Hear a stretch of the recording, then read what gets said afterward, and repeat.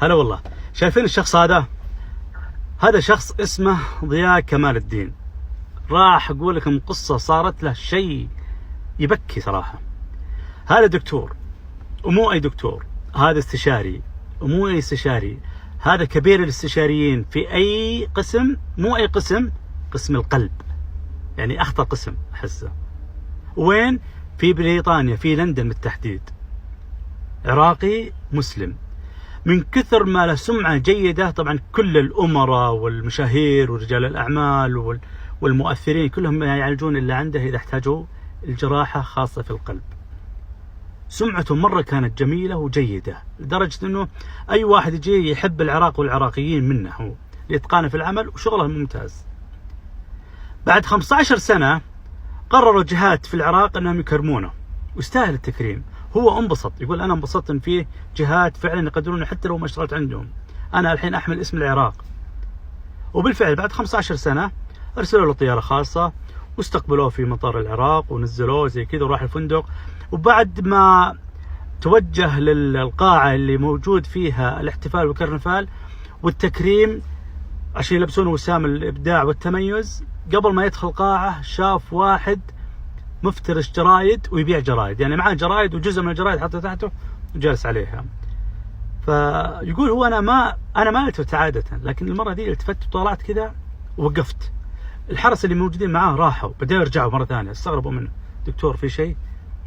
طالع فيه شوي ما رد عليهم، طالع فيه يمين يسار، التفت كذا، تغيرت ملامحه وهو يدخل. لما دخل القاعة جلس في مكان محدد وبدأ التكريم، بدأ حفل التكريم للمتميزين ومن ضمنهم الدكتور. فلما نادوا اسمه علشان يطلع لمنصة التتويج ويلبسونه لبس الوسام التميز، أول ما وصل المنصة عند الموقع هذا قبل ما يصلهم رجع مرة ثانية وطلع برا القاعة. الناس انبهروا، استغربوا شو السالفة وش اللي صاير. طبعا ما حد تكلم، فطالعوا فيه لين طلع برا القاعة. فلما طلع الدكتور ضياء برا القاعة لقى الشيخ جالس بمكانه مفترش بعض الجرايد ومعاه الجرايد يبيع على أي واحد يدخل ولا يطلع، يسترزق الله. فطالع فيه الدكتور، شاف خبرة السنوات الموجودة في تجاعيد وجهه، فمسك يده قال تعال معاي. الشيخ الشايب ذا خاف، قال والله العظيم آخر مرة توبة، والله ما راح أجلس مرة ثانية ولا راح أبيع، أدري إنه ممنوع. فبكى كذا وغرقت عيونه الدكتور. قال يا شيخ دقيقة أبغاك، والله عادي راح تبيع مرة ثانية ما في مشكلة. فصار بينهم شد وجد شد وجد. الشيخ ما قدر يقاوم طبعا بحكم عمره يعني، وبالفعل استسلم وسحب معاه الدكتور ضياء. دخلوا داخل القاعة، فصاروا يجون من بين الكراسي الناس يطلعون فيهم مستغربين وش السالفة. اللي موجودين في المنصة ما زالوا ينتظرون الدكتور عشان يلبسونه وسام التميز والإبداع. وبالفعل لما وصل المنصة صعد السلم والتفت على الناس ومعاه الشيبة لثة شكله كذا، يعني ما أبغى أحكي لكم.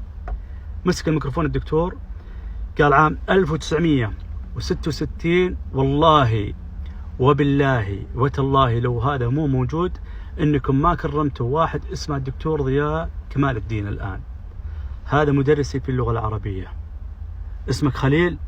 استغرب الشايب، قال هي خليل. قال أنا بتأكد قدامهم، حتى ما قلت اسمك برا، كنت بتأكد قدامهم. التكريم والله ما أستحقه أنا ولا راح أمسكه. خذاه لبسه الشيبة هذا اللي هو العم خليل، وقال هذا مدرسي. إذا إحنا فعلا ما كرمنا المدرس اللي طلع الدكتور والطيار وكذا، نكرم مين؟ وقال كلمة جميلة، هذه هي. طبعا هذا الدكتور وهذا الشيخ الكبير اللي اسمه خليل اللي كان مدرس لغة عربية عام 1966. المعلمين لازم نكرمهم. كاد المعلم أن يكون رسولا.